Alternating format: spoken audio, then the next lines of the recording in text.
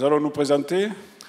Je vous présente Miguel Montargès, qui est astronome adjoint à l'Observatoire de Paris. Bonjour. Je te présente. Qui est j'ai pas fini. Qui est un spécialiste des étoiles évoluées. Vous allez voir de quoi il retourne. Avec lequel j'ai fait plusieurs observations, mais on va vous en parler. Exactement, c'est le but de la conférence. Et bien moi, je vous présente, je ne reviens pas que je fais ça, mais Philippe Hénarejos, qui est rédacteur en chef de Ciel et Espace. Ah oui. Et donc ben aussi, voilà, on s'est rencontrés dans ce genre de rencontres, justement. Et on a été conduits à observer ensemble, alors pour le plaisir, hein, aussi, pas que pour le plaisir d'ailleurs, je pense, en Espagne, oui. C'était pas que pour du plaisir. Là. Ah oui, alors en Espagne, il faut quand même, on peut pas dire ça comme ça. J'ai pas trop envie d'en parler, moi. Mais c'est pas grave, la presse va en parler pour toi. D'accord, très bien, merci. En Espagne, c'était pour aller voir une occultation d'une étoile brillante par un astéroïde. Moi, j'étais là en tant que journaliste pour faire un reportage que vous avez peut-être lu dans Ciel et Espace. Si ce n'est pas le cas, courez-y. Et en tout cas, non, ce qu'on voulait partager avec vous aujourd'hui, c'est le fruit de notre rencontre, qui est la rencontre d'un astronome professionnel, d'un journaliste au départ. Au départ, on est interlocuteur. Et puis, c'était en 2017, hein, oui, c'était en 2017 à la SF2A, à Paris. Et puis, il se trouve qu'en tant que rédacteur en chef de Ciel et Espace, en plus, je suis un peu astronome amateur. Donc, on s'est retrouvés à faire des observations. Et puisque moi, en plus d'être astronome professionnel, je suis aussi un peu astronome amateur. Voilà. Donc, vous voyez la confluence. Et de cette expérience-là, de cette rencontre, il est né une manière pour nous d'observer le ciel qui a été un peu différente, qui a été contrainte par le fait que nous observons en région parisienne. Alors, évidemment, ça exclut beaucoup de choses du ciel profond, mais pas totalement, vous allez voir. Et que donc, on s'est mis à rechercher des cibles plus originales. Alors ensuite, il y a eu aussi une autre contrainte, on peut le dire, c'est que on utilise majoritairement les télescopes du campus de Meudon de l'Observatoire de Paris, qui sont anciens, mais surtout qui ont des focales qui ne sont pas sous les 8 mètres. Donc on a des focales entre 8 et 22 mètres. Donc vous imaginez bien que le grand champ, c'est pas l'ambiance, quoi. Voilà.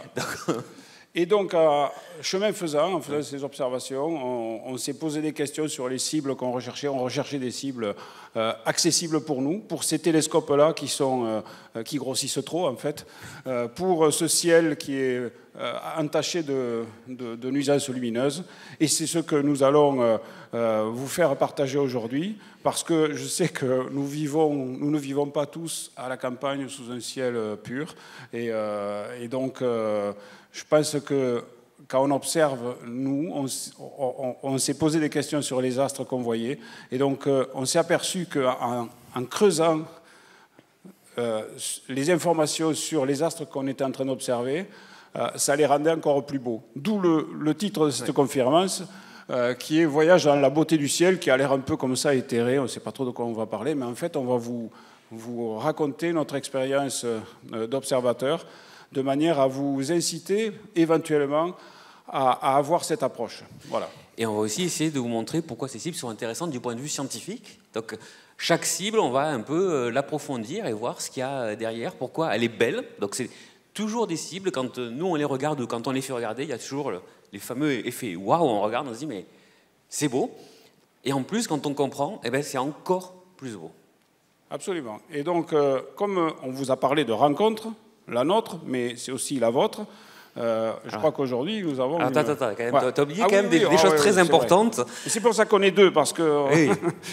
Donc, on est aussi là pour faire vivre un accord cadre qui existe entre nos deux institutions, entre l'Observatoire de Paris, PSL, et l'Association française d'astronomie. Donc, d'où ces deux images, en fait. Si vous ne connaissez pas, vous avez la grande coupole de Meudon, ici, à gauche, et à droite, c'est la coupole du parc Montsouris, en face des locaux de Ciel et Espace. Absolument, et c'est un accord qui a été signé il y a 2 ans, ici même, à la rencontre du Ciel et de l'Espace. Donc on le concrétise maintenant. Voilà. Et ensuite, il y a aussi quand même un autre accord important. Là, je te laisse en parler, c'est toi qui en parles le mieux. Donc, voilà. Ça parlera très peu ici, mais vous êtes habitués à certains régionalismes particuliers. C'est un accord, comme vous voyez, les petits drapeaux occitano-catalan ou catalano-occitan. Catalano-occitan, je crois qu'on avait dit. Mais bon.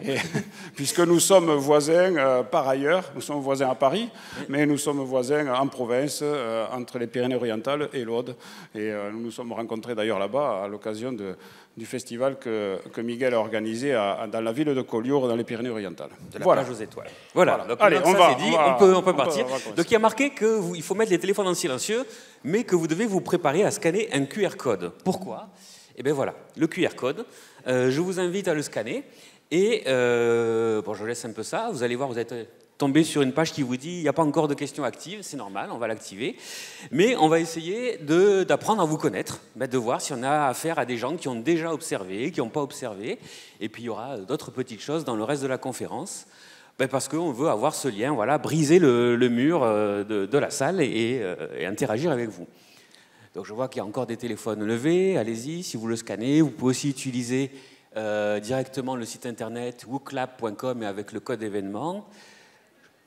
Il n'y a pas de réseau. Alors normalement, vous pouvez avoir du réseau SFR, j'ai vu qu'il y en avait hier, il y a la 4G, il y a la 5G, il y a les hotspots Wi-Fi de la Cité des Sciences qui étaient actifs hier, donc normalement ils le sont encore aujourd'hui. Donc normalement, il y a du réseau, on a fait le test hier.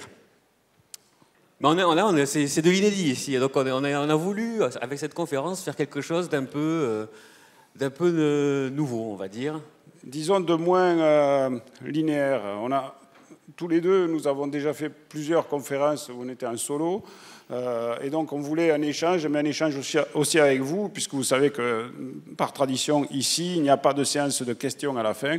Alors, nous, on a un peu contourné les règles de cette manière. Allez, quand on arrive à 200, on va passer à la première question. Allez, encore. Ah, ça stagne. 194. On dirait qu'on fait un plein de carburant là d'une fusée, tu sais. Allez, 200. Voilà. Le plein est fait, on peut lancer. Et donc normalement sur vos téléphones, maintenant vous voyez la première question qui doit s'afficher et on vous demande, avez-vous déjà observé au télescope pour voir à qui on a affaire? Et voilà, et vous voyez en direct. Ouh là là, donc on est en rencontre du ciel et de l'espace, parce que le numéro 4 là, il a bien monté. Il continue à répondre, il faut que tout le monde réponde. 120, 209, c'est marrant, et donc ça stagne un peu. Donc on a majoritairement des astronomes-amateurs, mais on a quand même aussi des gens qui ne se considèrent pas astronomes-amateurs, mais qui ont observé plusieurs fois, mais peut-être lors de soirées d'observation de l'AFA ou d'autres événements. Voilà, il y a quelques personnes qui ont observé une seule fois et non jamais. Alors évidemment, la conférence elle est ouverte à tout le monde, donc tout le monde devrait s'y retrouver. Il y a encore plein de gens qui n'ont pas répondu, donc tout peut s'inverser. Il n'y a pas de grands électeurs ici. Allez, votez. C'est du suffrage universel direct. Voilà, ça monte. Regardez, là, le 3 et le 4, ils peuvent sans problème s'inverser, là. C'est vrai que... 175, 176, bon, on va voir. Bon, la tendance a l'air de... Ouais, il y a quand même une tendance. Mais bon, on a quand même majoritairement des observateurs. Eh bien, c'est bien. Parce que aussi, ce qu'on va vous montrer, tu le disais, on va faire un itinéraire bis dans le ciel qui va un peu sortir des sentiers battus. En tout cas, on va essayer. On va essayer, en tout cas. Et alors, on va s'arrêter là, je pense, mais c'est déjà une petite expérience intéressante. Et là, il y a un écran, vous allez pouvoir le voir pendant toute la session. Le QR code sera visible sur toutes nos diapos. Et c'est pour que vous puissiez déposer vos questions tout au long de la conférence, quelque chose qui n'a jamais été fait ici, et à la fin de la présentation, qu'on a normalement calibré pour ne pas être trop longue, on espère, vous pourrez... Alors, ça oui, bon, on va pas y répondre. Bon, on va changer d'écran. Voilà. On va changer d'écran. On arrête là. Et donc, on répondra aux questions... C'est parfait. Oui, c'est bon. Voilà. Laissez-en pour Philippe aussi, mon Dieu. Voilà, bon, très bien. Et donc, à la fin, on pourra répondre à vos questions. Bien. Ça nous apprendra à vouloir innover. Tu vois, je ne peux pas rougir, mais je sens que j'ai chaud, là. Ça nous apprendra à pouvoir voilà, innover. Sans filet, la cascade sans filet. Donc, sans transition, la suite. Sans transition, la suite, exactement. Bon, alors... On va d'abord vous parler un peu de la Lune, parce que ce que nous regardons avec les télescopes, finalement, pour reprendre l'expression du grand vulgarisateur américain Carl Sagan dans les années 80, qui disait en préambule de sa série Cosmos, nous sommes, je me rappelle de cette séquence où il était au bord de l'océan Pacifique et on voyait la mer qui arrive avec les vagues, il disait nous sommes au bord de l'océan cosmique. Et donc nous allons mettre un orteil dans l'océan cosmique et nous allons commencer à mettre cet orteil par ce qu'il y a de plus près. Forcément, on est sur la plage. Oui, à Collioure. Voilà, à Collioure. Il n'y a pas trop de vagues d'ailleurs, c'est très voilà. bien. Et donc, le premier pas, c'est la Lune, évidemment, que des astronomes amateurs chevronnés observent, mais que le néophyte observe en premier.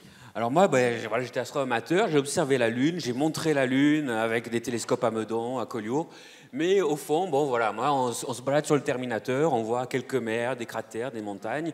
Mais ça m'a jamais vraiment fait rêver, ça m'a toujours un petit peu ennuyé. Là, cette photo, on l'a prise, je l'ai prise avec un smartphone dans une des lunettes de recherche du télescope de 60 cm à l'Observatoire de Paris, à Meudon. Et bon voilà, on faisait la Lune surtout parce qu'il fallait, enfin moi en tout cas, parce qu'il fallait la faire. Enfin, ça m'ennuyait, vraiment.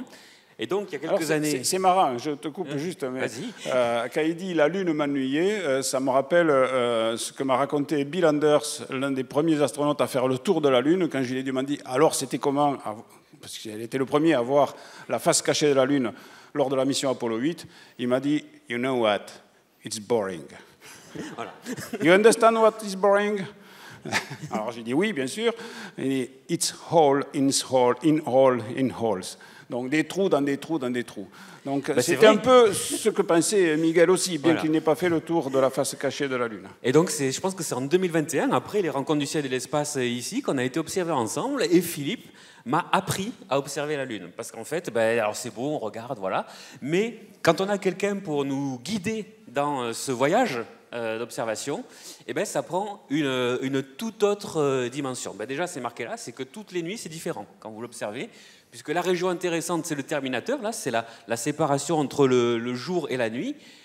Chaque jour, elle se décale. Et même au cours d'une nuit, si vous y revenez plusieurs fois, ça se sera décalé. Vous pouvez voir le soleil se lever sur des régions lunaires ou se coucher sur d'autres régions lunaires.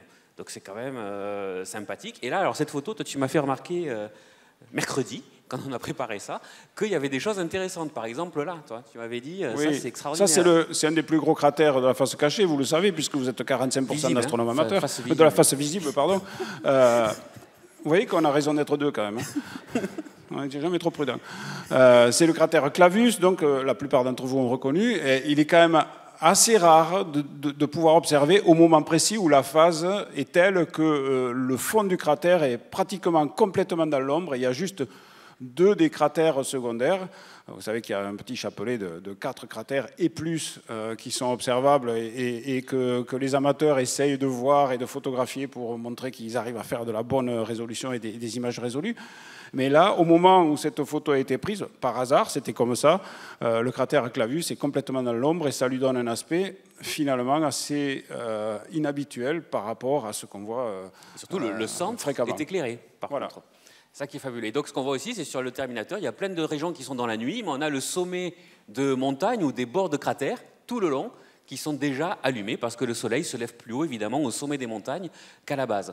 Et rien que ça, déjà, c'est magnifique. Mais si on regarde au cours de la nuit, on peut voir le soleil se lever sur ces régions. Moi, j'ai vu une fois quelque chose d'incroyable. Le sommet d'une montagne qui était éclairé, donc on est plutôt dernier quartier, et qui s'éteint. Donc j'ai vu le coucher de soleil sur la montagne, sur la Lune. Donc c'est quand même extraordinaire. Et alors ensuite... ce qu'on a prévu de vous montrer, voilà, comment bien en profiter, on vient déjà de le dire. Et évidemment, avec Philippe Hénarejos, on ne peut parler que de ça. Il faut une carte pour la Lune. Et vous voyez que cette carte, je pense qu'on l'a choisie un peu exprès. Il y a quelques noms, mais vous voyez que quand même, il y a pas mal de noms. C'est déjà bien chargé. Et vous voyez tout autour, de part et d'autre, des choses qui, moi, m'intéressent un peu, parce que je suis un peu monomaniaque quand je regarde la Lune aussi. C'est les sites d'atterrissage des missions lunaires. Alors, pourquoi regarder ça? Parce que c'est quand même loin, 380 000 km, on ne va rien voir. Et en fait, pas tout à fait. Avec ma tendance monomaniaque à vouloir regarder les endroits où se sont posés les humains sur la Lune, je me suis aperçu que ces sites-là, surtout pour les dernières missions, on pouvait les voir. On pouvait voir les endroits où les astronautes étaient allés. Alors, on ne va pas pouvoir voir le drapeau, les pas, etc. Je viens de me souvenir de la diapo suivante. Oui, j'avais oublié qu'il y avait ça. Ouais, exactement. Pourquoi on s'est lancé là-dedans? Mais bon, on en revient toujours à ça. Donc voilà, évidemment, on ne va pas voir des empreintes de pas sur la Lune. Et il y a beaucoup de gens, les gens qui doutent qu'on y a été, qui vous disent oui, voilà, on pointe les plus gros télescopes dessus et on ne voit rien. On ne voit pas le module lunaire, donc ça veut dire que ça n'a jamais eu lieu. Mais alors, faisons un petit calcul. Alors, vous inquiétez pas, on est dimanche matin, 10h30, j'ai bien conscience, on s'est levé tôt. Il y a une multiplication et une division à faire. Et elles sont déjà faites pour vous, donc ça devrait aller. Donc, comment on fait pour calculer le plus petit détail qu'on peut voir avec un télescope? Eh bien, c'est cette formule-là, 1,22 fois la longueur d'onde divisée par le diamètre du télescope. Et donc, faisons une petite application numérique. Pour essayer de voir le Lunar Module, le LM. Donc il fait 4,27 mètres de diamètre, on regarde de dessus, hein, à 380 000 km. Donc si on fait le calcul, ça veut dire qu'en taille angulaire, ça fait 0,002 secondes d'angle, donc 2 millisecondes d'angle. C'est petit, hein, on est d'accord? Et donc, quel télescope il faudrait pour pouvoir voir ce genre de détails sur la Lune? On inverse la formule là-haut. Le diamètre, c'est 1,22 fois lambda divisé par la taille angulaire. Il faudrait un télescope qui fait 60 mètres de diamètre pour arriver à voir le module lunaire sur la Lune. Donc, pour rappel, le Grand Tecan, qui est actuellement le plus grand télescope optique en activité, donc qui est espagnol et qui est aux Canaries, comme son nom l'indique, il fait 10 mètres de diamètre. Et l'ELT, qu'on est en train de construire au Chili, sur le Cerro Armazones, c'est un télescope de 39 mètres de diamètre. Donc, aucun de ces deux télescopes n'a la résolution suffisante pour voir le module lunaire sur la Lune. Et quand bien même on aurait un télescope de 60 mètres, ce qui n'est pas prévu, si on le pointait sur la Lune pour voir le module lunaire, sans doute qu'on brûlerait un peu les détecteurs, puisque en plus de la résolution, un grand miroir, ça collecte beaucoup de photons, et donc le pointer sur quelque chose qui est extrêmement brillant, c'est pas forcément indiqué pour les instruments qui sont derrière. Donc on ne peut pas voir directement les modules, les empreintes de pas, les expériences laissées sur la Lune. Mais on peut peut-être voir d'autres choses. Tout n'est pas perdu. Diapo suivante. Voilà. Alors voilà, là, sur la gauche, c'est une photo que j'ai réalisée avec mon télescope de 200 mm, dont je suis assez content. Bon, il ne faisait pas tout à fait nuit, donc c'est pour ça qu'elle n'est pas très contrastée. Et vous voyez à droite une photo qui a été prise par l'un des astronautes de la mission Apollo 15, qui s'est posé sur la Lune en 1971. Et vous voyez que derrière le module lunaire qui s'est posé, et derrière l'astronaute, il y a une montagne. Et donc ce site-là, qui a été choisi à l'époque par l'astronaute David Scott qui commandait la mission, il a été choisi pour son intérêt géologique, et quand même un décor spectaculaire, puisque la montagne qui est derrière les astronautes mesure 3500 mètres de haut. C'est le mont Hadley Delta. Et donc, quand on voit la photo que j'ai faite, eh bien, ce mont-là, on le voit. Vous voyez le cercle rouge, je vais prendre le pointeur. Le mont Hadley Delta, il est là. Le module lunaire s'est posé là. Et ça, ce mont-là, qui était aussi, si vous regardez les sites consacrés aux missions Apollo, vous verrez cette montagne-là qui est encore plus spectaculaire, qui fait 1000 mètres de plus, qui fait 4500 mètres, c'est le mont Hadley. Et là, vous voyez qu'il y a une espèce de rivière. Alors, ce n'est pas une rivière, ça a été une rivière de lave, qui mesure environ 1 km de large, et que les astronautes sont allés explorer. Donc vous voyez qu'avec, finalement, un télescope, je dirais, moyen, relativement modeste aujourd'hui, 200 mm, avec un opérateur qui est très moyen, parce que... il fait quand même du suivi manuel. Oui, mais bon, j'applique quelques recettes que mon collègue Jean-Luc Dauvergne m'a données, mais c'est tout, je ne fais pas de traitement d'image et tout ça. On arrive quand même déjà à voir les endroits où se sont posés les astronautes. Alors, on ne voit pas le module lunaire, bien entendu. On identifie l'endroit qui est là et toutes les petites randonnées qu'ils ont faites avec cet élément, qui est le Lunar Rover Vehicle, qui était donc leur véhicule tout-terrain, qui leur a permis de parcourir environ 26 km au cours de la mission pendant 3 jours. Et donc, ils se sont éloignés à plus de 4 km 5 km de leur module lunaire. Et 5 km, quand vous regardez dans un télescope d'amateur, c'est déjà quelque chose qui peut être résolu. Avec l'œil, il faut grossir beaucoup et il faut avoir un bon seeing, c'est-à-dire un ciel très stable. Mais en imagerie, si vous avez de la focale, c'est quelque chose que vous voyez, puisque entre là et la base du mont Hadley Delta, on voit bien une différence. Donc on voit les paysages que les astronautes sont allés explorer. Alors, je vous ai montré ce que j'ai fait, mais on va progresser, vous allez voir. Ça, c'est un autre amateur. On a trouvé ça sur Internet. Quelqu'un qui s'appelle Carmelo Zanelli, à Palerme, qui a un télescope de 50 cm. Et il a pris une photo de la même région. Vous voyez que c'est déjà beaucoup plus résolu, puisque l'endroit où se sont posés les astronautes, c'est là. Ils sont allés jusqu'au bord ici. Ils sont allés presque jusqu'à ce cratère-là, qui s'appelle Saint-Georges. Tiens, pour la petite histoire, il a été nommé par l'équipage parce qu'il y avait un pari. À l'époque, les astronautes aimaient bien faire des paris entre eux. Et il y avait une bouteille de Nuit Saint-Georges à la clé. Et donc, mais les Américains sont fâchés avec les S. Donc, il s'appelle Saint-Georges sans S à la fin. Non, il y a une faute. Donc, ça, c'est le cratère à Saint-Georges qu'ils devaient aller explorer. Bon, ils n'y sont pas arrivés, ils se sont arrêtés un peu avant. Et puis, ensuite, ils ont traversé ici, on le verra sur une autre image, un petit groupe de petits cratères. Et ils sont montés sur les pentes du mont Hadley Delta pour aller trouver ce pourquoi ils étaient venus. C'est les plus anciennes roches de la Lune. Enfin, ils pensaient à l'époque. Les plus anciennes ont été trouvées lors des missions suivantes. Mais à l'époque, c'était la plus ancienne, ce qu'ils ont appelé la roche de la Genèse, qui était un morceau d'anorthosite qui est de la croûte cristalline initiale de la Lune. Voilà. Tout ça est expliqué dans un excellent livre que j'ai lu récemment. Ils ont marché sur la Lune, voilà. Qui n'est écrit par Philippe Hénarejos.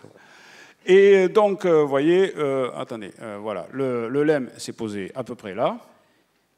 Et cette image, il faut la comparer avec un autre observatoire qui existe, qui n'est pas sur Terre, qui est la sonde Lunar Reconnaissance Orbiter.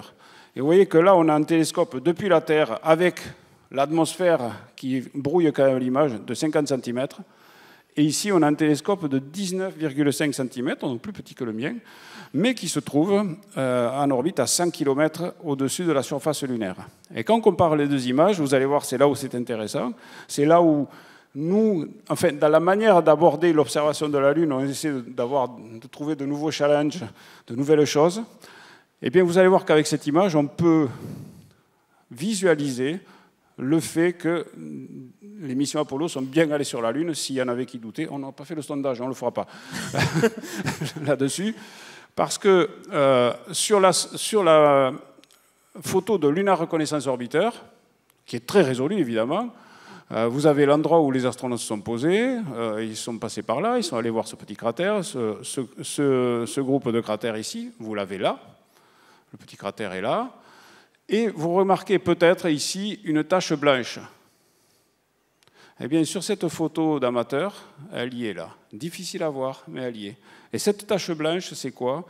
C'est la poussière qui a été soulevée par le moteur de descente du module lunaire et qui a, en descendant, balayé une zone assez vaste, puisqu'il n'y a pas d'atmosphère sur la Lune.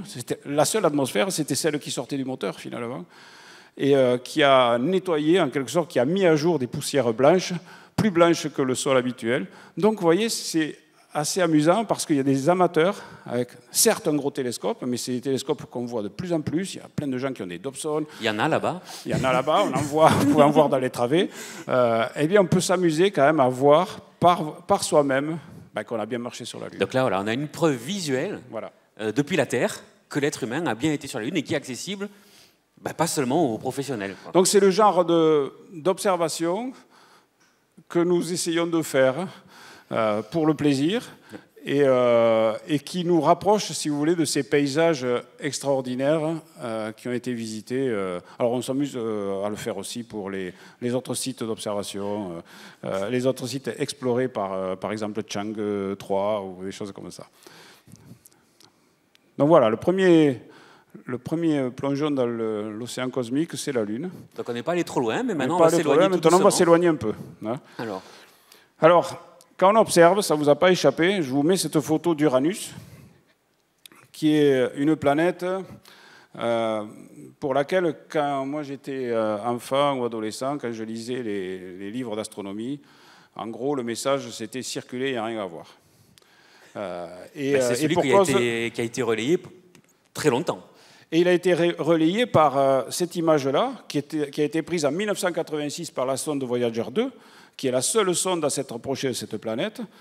Et après avoir visité Jupiter et Saturne, c'était la première fois qu'on les découvrait, ces planètes-là. Ça avait été extraordinaire. Eh bien, Voyager 2 arrive sur Uranus, à côté d'Uranus, prend cette série de photos, très résolues, et qu'est-ce qu'on voit? On voit une boule de billard, sans rien dessus. Et donc là, à l'époque, je me rappelle, c'était aussi décevant que ce qu'il y avait écrit dans les livres. C'est-à-dire que Voyager s'approchait d'Uranus, et il n'y avait aucun nuage, rien à voir. Alors, je me rappelle que dans les mois qui ont suivi, avec des traitements en fausse couleur, on voyait des espèces d'auréoles rouges, orangées et tout ça, parce qu'en fait, à l'époque, en 1986, ce qu'on voit d'Uranus, là, c'est l'un de ses pôles qui pointe vers la Terre. Parce qu'il faut vous dire une chose, c'est que cette planète-là, elle n'a pas une inclinaison comme ça ou droite. Son axe de rotation, il est quasiment couché. Il y a 2 degrés de différence avec son plan équatorial. Donc en gros, elle roule comme une boule de billard sur son orbite. Et donc, elle tourne en 84 ans autour du Soleil. Et ça veut dire que les saisons sont extrêmement longues sur Uranus. Et en 1986, quand un Voyager passe, eh bien, ce qu'on voit, c'est l'un des pôles qui pointe vers le Soleil, donc vers la Terre, et on ne voit absolument rien. Et donc, pendant des années, cette planète est restée inintéressante, et surtout, ça a été entretenu par Voyager. Alors, peut-être diapo suivante, voilà. Entre-temps, Voyager est parti. Plus aucune sonde n'est en partance pour Uranus, mais il y a des progrès de l'observation, notamment avec des télescopes au sol. Il y a le Keck, le VLT, qui ont observé cette planète-là, et évidemment, il y a le télescope Hubble. Et vous voyez là une série de 3 photos, où dans l'intervalle, on s'aperçoit que, notamment sur l'image 2005, il y a d'autres images qui ont été prises par le Keck ou le VLT, on voit des nuages plutôt brillants, et on se dit, tiens, Uranus n'est peut-être pas si ennuyeuse que ça. On a commencé par les 2 astres les plus ennuyeux, la Lune et Uranus. Et donc, on voit qu'il y a une espèce de météo, et vous remarquerez peut-être sur ces 2 images que sur la partie gauche, on voit que le disque d'Uranus, il est un peu plus clair. Eh bien, je vous parlais des saisons tout à l'heure, en 2003, 2005, 2007, eh bien, le pôle ne pointait plus vers le Soleil, mais il était de profil par rapport à nous. On voyait pratiquement les 2 pôles, pas tout à fait. Et là aussi, je me suis dit, tiens, je vais regarder Uranus. Alors j'ai commencé à regarder Uranus avec un télescope de 150 mm. Ce n'était pas franchement encourageant parce que... Un télescope, d'ailleurs, dont Miguel va pouvoir vous parler, mais ce n'était pas encourageant parce que c'était un petit télescope et c'était évident, Uranus, il n'y avait rien à voir dessus. Et quelle n'a pas été ma surprise quand, en regardant, je crois que c'était un grossissement de 300 fois, c'est gros pour ce télescope-là, mais en fait, le signe était bon, depuis la région parisienne, je me dis, tiens, quand même, cette planète, elle a l'air un peu plus claire d'un côté que de l'autre. Je regarde bien, tout ça. Alors, je vais vérifier dans le stellarium, donc il n'y a pas d'a priori. Et quand je vois dans le stellarium, dans l'orientation, effectivement, je vois qu'il y a un côté qui est plus clair que l'autre, parce que le pôle, qui a entre-temps bougé depuis cette époque-là, se trouve du côté où je l'avais vu. Et donc, je me dis, visuellement, il y a au moins un détail à voir sur Uranus, contrairement à tout ce que... Donc ce n'est pas une boule uniforme et inintéressante. C'est pas une boule complètement lumineuse. La première des choses que j'ai oublié à voir sur Uranus, vous le voyez sur cette image, c'est la couleur. La couleur, en astronomie, c'est quand même quelque chose de rare. Vous avez tout est gris, quoi. Tout est gris, parce que c'est simple, l'œil humain, il n'est pas très sensible aux basses lumières, donc il y a bien des couleurs que vous voyez sur les photos de nébuleuses de Hubble, etc., mais c'est quand même des couleurs qui sont bien rehaussées, et des couleurs véritables, on n'en voit pas trop. Il n'y a pas beaucoup d'astres. Uranus est l'un d'eux. C'est quand même étonnant de voir, même si on ne voit pas de détails dessus, avec un petit instrument, quand vous regardez cette planète, vous vous dites « Ah, il y a cette coloration turquoise Qui est celle des livres. On reconnaît, qui est celle des on la livres, reconnaît. qui est celle de Voyager et qui est celle des télescopes, des grands télescopes. Et alors? Et voilà. Alors voilà, quand je vous disais le pôle est visible, vous le voyez sur cette image. C'est une image prise par un amateur, encore une fois, avec un télescope de 444 mm d'un Dobson. Donc c'est un gros instrument. J'ai essayé de faire les mêmes, ça n'a pas marché, donc je ne vous présente pas le résultat. Mais vous voyez que sur le côté droit, alors ça dépend s'il y a des renvois coudés, des choses comme ça, sur le côté droit, en tout cas, il y a un rond qui est un peu plus clair. Et bien ça, c'est le pôle d'Uranus, c'est tel qu'il est actuellement. Alors quand j'ai fait mon observation avec le télescope de 150 mm, c'était il y a quelques années, et bien la saison, elle a beau évoluer lentement, elle évolue quand même sur Uranus. Donc cette histoire de pôle qui pointe vers nous, j'ai regardé, ça va durer jusqu'en l'an 2040. Donc vous avez le temps de vous exercer. Par contre, il va y avoir un petit moment qui commence peut-être maintenant, où c'est moins évident, parce que le pôle il va passer quasiment au centre de la planète, et là, ça va être quelque chose de parfaitement concentrique, donc peut-être plus difficile à voir, mais qui sera possible de photographier, je pense. Et si mes souvenirs sont bons, nous, on l'a vu, justement, la fameuse nuit de 2021, on avait pointé Uranus et on avait réussi à voir qu'il y avait une région plus claire, effectivement. Absolument. Et donc, voilà. Donc, il faut toujours aller à la source, il faut toujours aller observer et oublier, finalement, pas oublier, mais relativiser ce qui a été écrit dans les anciens bouquins. Et l'impression qui a été renforcée par Voyager. Et il retournait aussi plusieurs fois, puisque le spectacle va changer aussi au cours du temps. Absolument. Et donc oui, il y a aussi autre chose qui est là. Donc on peut voir toute la famille des satellites d'Uranus. Alors nous, on a réussi à en voir une fois à l'oculaire, et là, toi-même, tu n'en revenais pas. Ouais. Donc ces deux-ci, là, nous, on a réussi à les apercevoir à l'oculaire. Donc on a vu des satellites d'Uranus. Tu me disais que c'était quand même assez rare. Ils sont quand même pas brillants, je crois qu'ils sont au-delà de la magnitude 14, donc visuellement il faut quand même un gros télescope. Nous avions un gros télescope, 60 cm. Il faut un ciel stable. Mais ce qui est intéressant, par exemple, sur les satellites d'Uranus, c'est qu'on fait parfois des vidéos sur les satellites de Jupiter. Alors c'est très beau, ils passent devant, il y a les ombres qui se projettent, etc. On est dans le plan, donc c'est beau. Et bien là, on n'est pas dans le plan, on est dessus. Donc si on arrive à prendre une série de photos au cours d'une nuit assez longue d'hiver, par exemple, bientôt, on doit pouvoir avoir la vision de ces satellites qui tournent autour d'Uranus, comme ça, vu de dessus ou de dessous, parce que je ne sais pas si c'est le pôle sud ou le pôle nord qu'on voit actuellement, peu importe. Pas vraiment important.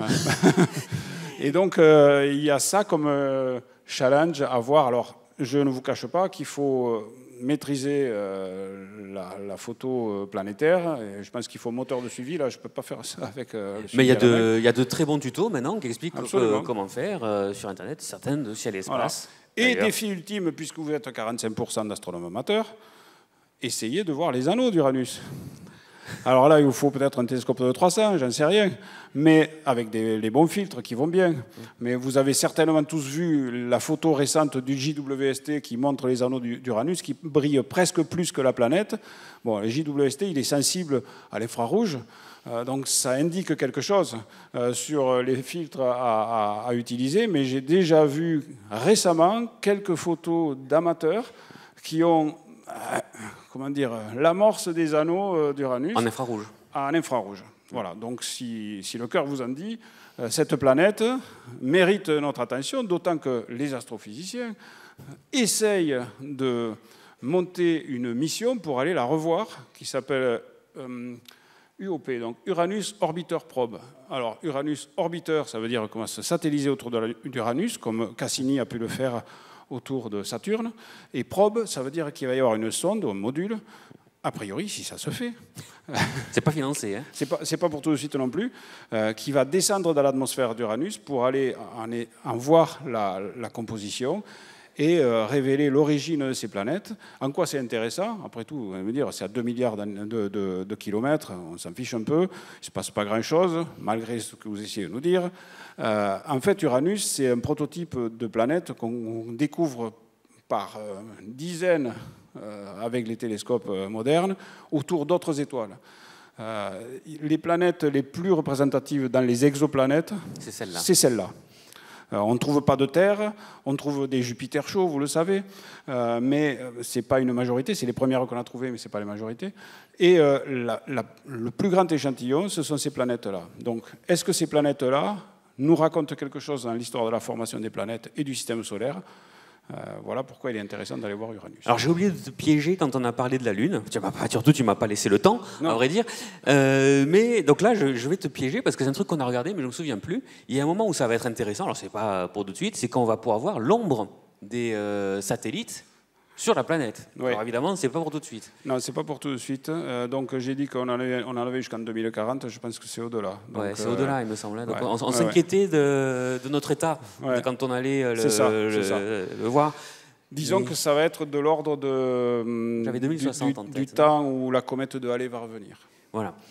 Donc c'est mal barré quand même. Mais il faudra essayer. Voilà. On va essayer. Exactement. Alors là, on avance.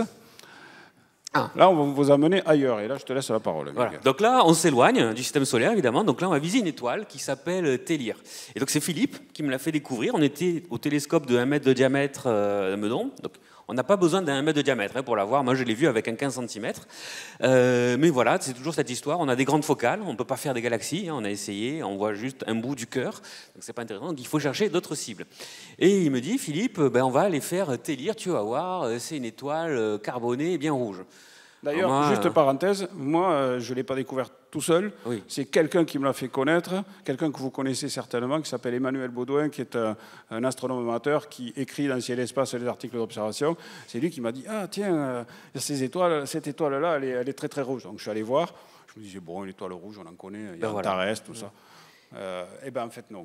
Et donc voilà, c'est exactement ça. Moi, j'ai eu la même réaction. Je me suis dit, ouais, une étoile rouge, super. Moi, donc j'étudie les géantes et les supergéantes rouges. Je connais un petit peu. Déjà, quand on regarde, c'est pas rouge, c'est orangé, doré parfois, mais c'est jamais rouge, quoi. Si vous avez regardé Antares, j'essaie de ne pas dire celle qu'il faut que je dise pas justement, mais bon, d'autres étoiles, Gamma Andromède, où il y a de l'orange et du bleu, c'est toujours orangé.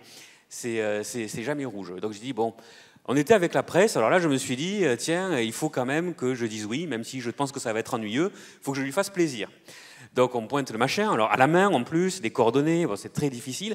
D'ailleurs j'y réfléchis, je crois que c'est une fois où tu m'avais dit oui, à minuit et quelques, il y a Saturne qui sort, on pourra l'observer. Je t'avais dit non, moi à 11h30 je rentre. Et donc il rajoutait des cibles comme ça, là, dans la nuit, et après un moment il me fait, ah ben tiens, regarde, il est minuit 15, on peut pointer Saturne. Bon, donc je me suis fait piéger avec ça. Mais c'était agréable de se faire piéger. Donc voilà. Télir, quand on la regarde, elle est vraiment rouge. Quand on la regarde, c'est le rouge des sièges sur lesquels vous êtes assis. C'est rouge sang, même presque quand on regarde. C'est un rouge qui est unique. Cette couleur-là, vraiment ce rouge-là, vous le voyez nulle part dans le ciel. On a fait plein d'observations l'un et l'autre. On vous parlait d'émotion tout à l'heure. Ouais. Moi, quand j'observe cette étoile, j'ai l'impression d'avoir une pierre précieuse qui est là en face de moi. C'est un rubis. Un rubis, ouais. Un rubis. Un grenat, catalan. Et donc là, quand on a fait cette image, c'était le 4 novembre, c'était lundi, pour la conférence. Vous voyez, on n'était pas en retard. Donc je l'ai faite à Meudon avec des collègues là-bas à l'observatoire. Là, c'est un 35 cm de diamètre. Et dit, on va faire cette étoile. Pareil, c'était un peu ennuyeux. Et au moment où on la pointe, on la regarde à l'oculaire avant de mettre la caméra. Et tout le monde se dit, waouh! Tout le monde a été surpris, il l'avait pas vu, et tout le monde a été surpris de la couleur rouge de cette étoile. Donc c'est vraiment quelque chose que je vous invite à aller regarder. Et alors pourquoi elle est rouge? Eh bien ça vient de la vie des étoiles. Donc là on est sur mon sujet favori. Donc vous savez, les étoiles, il y a deux façons de vivre. Si vous êtes sous les 8 masses solaires, c'est une vie de type solaire. Vous devenez une étoile de type solaire pendant 10 milliards d'années, géante rouge, former une nébuleuse planétaire en expulsant le gaz autour, il y a une naine blanche.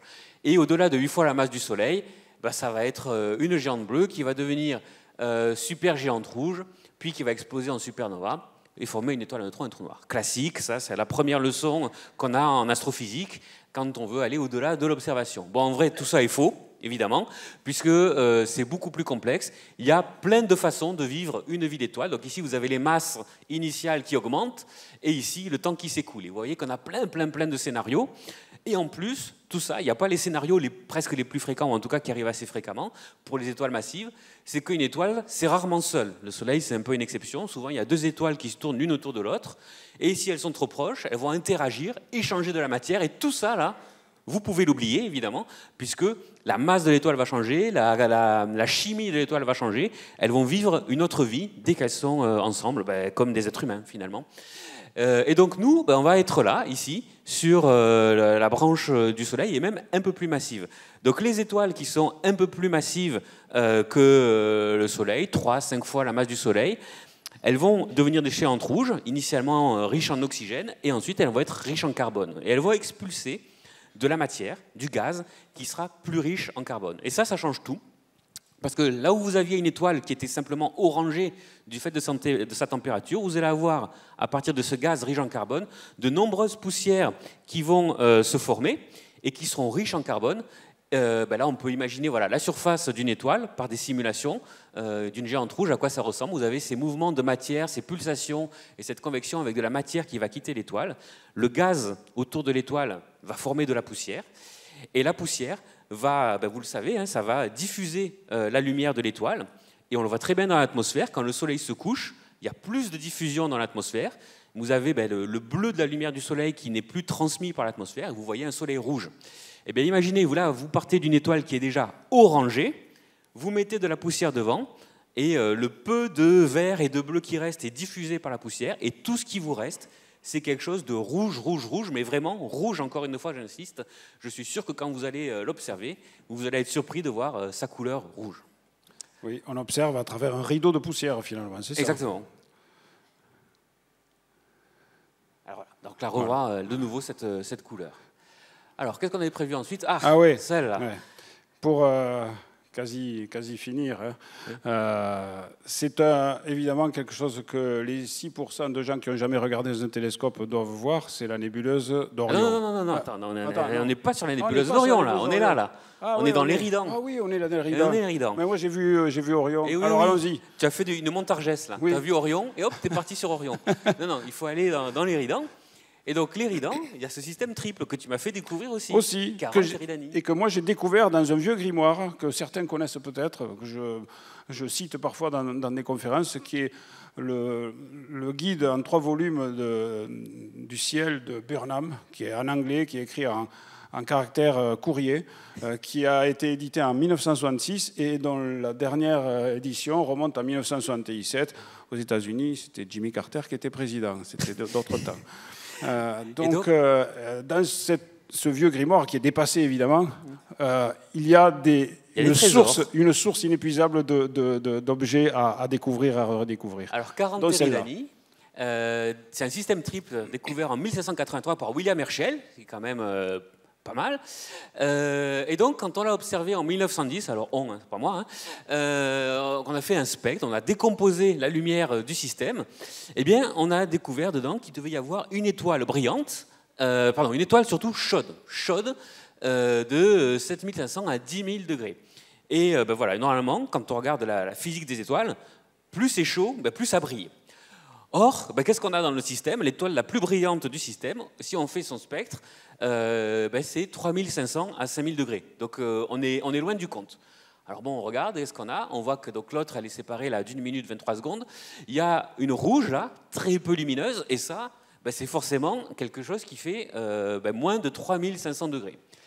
Et donc on est à la recherche d'une étoile qui est très chaude, et qui est pourtant minuscule et qui est très peu lumineuse. Donc, vous me voyez arriver de très loin, normalement, c'est celle-là, évidemment. Et donc, c'est une naine blanche qui est extrêmement chaude, qui va même à 15 000, 16 000 degrés. Et donc, ce paradoxe, pour le résoudre, donc elle a un système qu'on connaît depuis 1783, on fait un spectre en 1910, il a fallu attendre 1926 pour résoudre le problème, parce que cet objet, c'est une naine blanche. Et une naine blanche, c'est un objet quantique. C'est de la mécanique quantique qu'il faut pour comprendre ces objets. Tant qu'on n'avait pas la mécanique quantique, on ne pouvait pas concevoir ou imaginer ce type d'étoile et comprendre comment ça fonctionnait. Donc en fait, 40 Eridani, la composante ici, ça doit être la B, c'est la première naine blanche observée, mais pas comprise. Parce qu'évidemment, ensuite, il y a Sirius B, qui a été observé, qui est également accessible aux astronomes amateurs, sur laquelle on a vraiment beaucoup travaillé. Et ensuite, on est revenu, on s'est dit, mais oui, mais du coup, ça, c'est une naine blanche aussi. Et en fait, je me suis un peu renseigné, c'est la naine blanche la plus facile à observer du ciel. Donc si vous voulez en voir une, c'est celle-là. Ce n'est pas la plus proche, mais c'est la plus facile. Et en plus, il y a le contraste de couleurs qui est vraiment sympathique. C'est toujours, voilà, on dit on va observer des étoiles, c'est ennuyeux. On pointe le télescope, on regarde. Et il y a toujours ce moment où on dit waouh, ben parce qu'il y a quelque chose là qui est vaguement orangé, qui brille bien. Et quand on prend le temps de bien regarder, quand l'atmosphère se calme un peu, on voit qu'ici, il n'y a pas une étoile, mais il y en a deux. Et il y en a les deux avec des couleurs très différentes. Une blanche, vraiment, et l'autre qui est très très rouge. Alors juste pour info, si vous regardez ce système qui est très beau avec un petit télescope, vous risquez, et dans un ciel très moyen, vous risquez de ne voir que deux étoiles, la plus brillante et la naine blanche. La rouge, elle est plus difficile à voir à l'œil. Un ciel bien noir peut-être. Il faut un ciel bien noir pour ça, ou un télescope plus gros. Voilà. Mais en tout cas, ça c'est... On parlait d'émotion, on s'est dit, mais ouais, on est en train de regarder la première naine blanche qui a été comprise finalement et observée. On peut la voir quoi, de ses propres yeux, quoi, pas seulement en image. Ah oui, il y a autre chose que je voulais dire, que ce soit sur Télir ou sur celle-ci, les étoiles c'est moche quand on fait des images, c'est pas beau. Quand on regarde à l'oculaire, c'est vraiment ce que tu as dit tout à l'heure, des petits bijoux, un espèce de petit joyau qui brille au fond de l'oculaire. Et c'est vraiment beaucoup, beaucoup plus joli. Il y a cet aspect d'émotion où quand on regarde, on voit quelque chose qui a l'air... qui est beau, quoi. C'est juste beau. Il y a un rapport physique au ciel au moment où on observe à l'oculaire. Et alors là, ensuite... Donc là, là on y va. On y va. On va sur Orion. Alors évidemment, moi j'aimerais qu'on aille plutôt par là, mais du coup on n'y va pas. J'ai rien dit, hein. J'ai pas dit le nom. Donc voilà. Mais on va aller ici. Et donc là, bon, ben, bien connu des astronomes amateurs, j'espère, la grande nébuleuse d'Orion, qui est vraiment, moi je trouve que c'est un papillon. Donc cette image, elle a été prise par le VCT. Et donc ce qu'on voit ici, c'est vraiment le début des ailes du papillon, là, qui commence à s'ouvrir. Et ici, on a le cœur de la nébuleuse d'Orion. Alors là, il y a plein de choses à voir. Alors déjà, peut-être dire ce que c'est le VCT, parce que c'est vrai que moi, je pars du principe que tout le monde le connaît. C'est le Very Catalan Télescope. Le Very Catalan Télescope, voilà. Télescope de 15 cm qui est installé à Collioure, chez des gens qui sont dans la salle actuellement. Donc c'est un petit télescope qui n'est pas très ouvert, puisque FD égale 15, c'est ça. Et donc, où on voit déjà pas mal de détails, et qui nous permet de rentrer dans le sujet, parce que cette nébuleuse d'Orion, on l'a vue, revue et revue. Ouais. Vous êtes en train de vous dire, mais qu'est-ce qu'ils nous font? Ils nous ont parlé d'itinéraire bis, et ils nous parlent de M42. Là, on est sur la route principale. Hein. Et en fait, oui, on est sur l'autoroute. Et en réalité, il faut prendre le temps d'observer. Orion, c'est un peu au ciel profond, est au ciel profond ce que la Lune est à la planétologie, finalement. C'est quelque chose qu'on pense connaître, mais qu'il faut prendre le temps d'étudier. Et nous, on se dit qu'il y a deux choses à voir, à essayer de voir. Trois. Vous voyez, exact. Vous voyez au centre, là, il y a 4 étoiles. Vous savez ce que c'est? C'est le trapèze d'Orion. Alors, ces 4 étoiles sont 4 étoiles jeunes, massives, qui font briller la nébuleuse par leur rayonnement. Elles viennent de naître. Eh bien, quand on regarde, même avec un petit télescope, si on regarde bien, si on grossit un peu, on s'aperçoit qu'elles ne sont pas 4, mais qu'elles sont 6. Là, on les voit. Hein. Donc là, il y a celle-ci, la copine qui est là, et celle-ci, on voit qu'il y en a 2. Donc en fait, on a vraiment 6 donc étoiles. On peut s'amuser à essayer de chercher des étoiles plus faibles. Déjà, essayer de trouver ces 2 étoiles supplémentaires, c'est un petit challenge à l'œil, parce qu'en photo, vous pouvez y arriver assez facilement. Mais à l'œil, avec un télescope de 150 ou de 200 mm, c'est pas forcément évident, parce qu'il va vous falloir aussi un bon seeing. Il ne faut pas que ça soit trop turbulent, sinon ça se délaye. Et donc, une fois que vous avez réussi ça, vous pouvez essayer d'aller plus loin. Moi, il y a quelque chose que j'aime beaucoup, c'est ça, la barre. La barre d'Orion, donc elle est étudiée par des scientifiques, en particulier à Orsay avec le James Webb. Mais là, ce que vous pouvez voir, donc tout ça, normalement, si vous le regardez à l'oculaire, à l'œil, c'est gris. C'est le fameux gris des nébuleuses qu'on connaît bien. Hein. Mais ça, le rouge qui est là, le rouge H-alpha de l'hydrogène, on peut le voir. Moi, je l'ai déjà vu dans de bons ciels. Là, ce qu'il faut, c'est que le ciel soit bien noir et qu'il n'y ait pas le moindre voile d'altitude. Et là, on peut bien voir ici la couleur rouge et par contraste, ça qui apparaît vert. Et c'est rare de pouvoir voir à l'œil la couleur d'une nébuleuse. On dit toujours, mais c'est des vraies couleurs, c'est des vraies couleurs. Donc là, oui, ça, c'est des vraies couleurs. Et là, ici, ce rouge, vous pouvez vous en convaincre, vous pouvez réussir à le voir. Et alors, de façon ultime, si on creuse un peu plus, on se dit qu'est-ce qu'on peut voir? Alors, allons-y. Notre image, bien que très réussie, n'est pas la meilleure du monde. Ah ça, clairement et pas, mais la meilleure du monde, elle est là. c'est une image qui a été prise par le télescope Hubble. Et vous voyez qu'on voit des choses depuis des années. On voit des choses que les astronomes au début ont appelées les proplides. Donc c'est ces petites choses-là. Et vous voyez qu'on fait un zoom, c'est des nuages. Il y a des astres au milieu. Voilà, comme ça. Ben, on s'est demandé, est-ce qu'on peut voir ça? Alors, on avait un gros télescope, certes.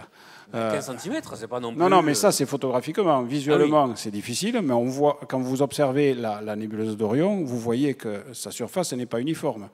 C'est marbré, il y a des zones un peu sombres, d'autres plus claires. Eh bien, si vous prenez une photo comme celle-ci du télescope Hubble, vous pouvez essayer de vous repérer par rapport au trapèze qui est au milieu, hein, qui est là, et vous pouvez essayer de voir ces choses-là, y compris en photo. Et regardons cette photo, par exemple, qui est tout à fait moyenne. Tu vas le dire encore plusieurs fois, là? Non, mais il ne faut pas. Vous voyez, par exemple, celui-ci de Proplide, ben, il est là. Pas là, il est juste à côté, là. On le voit, on le devine. Alors, je vous invite à regarder vos propres clichés, puisque vous êtes 45% d'astronomes amateurs. Peut-être dedans, il y en a 30% ou 60% qui font du ciel profond. Ouais. Regardez vos clichés, qui sont peut-être plus résolus que celui-ci. Et je pense que vous pouvez essayer de voir ça et vous pouvez les mettre en évidence. Tout ça pour vous dire que les merveilles qu'on voit aussi parfois dans le télescope, grâce au télescope Hubble ou JWST, mais plutôt Hubble parce qu'il regarde dans le visible, elles ne sont pas totalement inaccessibles.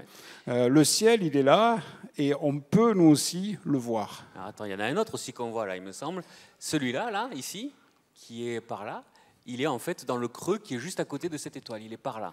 Et donc un truc aussi, je viens de penser, qui pourrait être intéressant, que j'ai jamais vraiment vu chez les astronomes amateurs, c'est que maintenant on a des caméras CCD depuis longtemps, mais je pense que là, les gens qui ont commencé à observer dans les années 80-90, si vous refaites des images maintenant et que vous comparez, vous devez pouvoir aussi arriver à commencer à avoir peut-être un peu d'expansion du gaz dans certaines régions, sur des nébuleuses planétaires. Il ne faut pas ouvrir la boîte de Pandore comme ça, parce que sinon il ne faut pas me lancer sur ce sujet. Ah d'accord, ok. Parce que c'est un sujet que nous avions traité dans Ciel et Espace et sur le web. Effectivement, il y a des nébuleuses, je ne pense pas Orion, non, mais il y a des nébuleuses comme la nébuleuse du Crabe M1 où c'est quelque chose qui est visible. Alors évidemment, il faut du temps. Entre et surtout, il faut bien aligner ces images. Mais c'est visible. Ou même M57, certains l'ont mis en évidence. Peut-être on va skipper le... Tu veux qu'on se vite fait quand même. Si jamais on veut du temps pour répondre 30 secondes, je veux dire ça. Ouais. Au moins ça, on ne va pas faire l'autre, mais au moins celle-là. Un truc aussi qui est sympa et facile à observer, c'est quand les astres s'alignent. Et donc là, c'est une galerie de compositions d'observations que j'ai réalisées, certaines avec Philippe, d'autres pas. Et on voit évidemment ce qu'on appelle des occultations. Alors cette occultation-là, bon, c'est facile, mais c'est rare. Il faut y aller. Donc ça, c'est l'éclipse du mois d'avril de cette année, la Lune qui passe devant le Soleil. Ça, c'était 2012 où la Lune était passée devant Jupiter. Donc là, c'est après. Et là, c'est fabuleux. On avait les lunes de Jupiter et on avait la planète elle-même. Ça, c'était décembre 2022, le 8 décembre, voilà. On voyait la Lune et ici la planète Mars. Ça s'est fait avec mon appareil photoréflexe au foyer d'un télescope de 60 cm. Donc là, il y a pas mal de turbulences qui nous floutent ça. Mais c'est un challenge assez difficile à photographier si on ne veut pas tricher, parce que là, on a quelque chose de très, très, très brillant, la Lune, évidemment, et là, quelque chose qui est beaucoup plus faible. Donc avoir la bonne dynamique pour faire quelque chose, c'est pas évident. Et celle-là, on a eu des surfroides. C'était au mois d'août de cette année. C'était Saturne qui sortait derrière la Lune. Ah bah tiens, on a mis la vidéo, c'est vrai. Ah oui. On va quand même montrer celle-là. Ouais. Parce que ça me fait toujours la même émotion. Quand vous voyez que ça tremble, forcément, on regardait un peu à travers les nuages, donc c'était quand même pas idéal. Hein. Oui, donc il y avait des nuages, il y avait de la turbulence. Il était 4 ou 4 heures du matin, 5 heures du matin. On a été vaillants. Hein. Le 21 août, on s'est levé, alors qu'il n'y avait pas beaucoup de chances de voir quelque chose. Et on va voir, donc là on est sur le bord de la Lune, moi je le vois, j'espère que vous le voyez aussi. On voit l'anneau de Saturne. On voit l'anneau qui est en train de sortir de derrière la Lune, ici. Donc moi, ça me fait toujours quelque chose quand même. Donc c'est beau, on peut voir. Et ça comme c'est une vidéo, c'est en temps réel. Ouais, c'est le temps réel effectif que ça prend pour que Saturne émerge du bord de la Lune. Alors ça aussi, vous posez des questions, ça c'est des poussières sur le capteur. Oui, donc ma caméra elle était sale. On voit ah oui, c'est vrai que c'était la tienne en plus.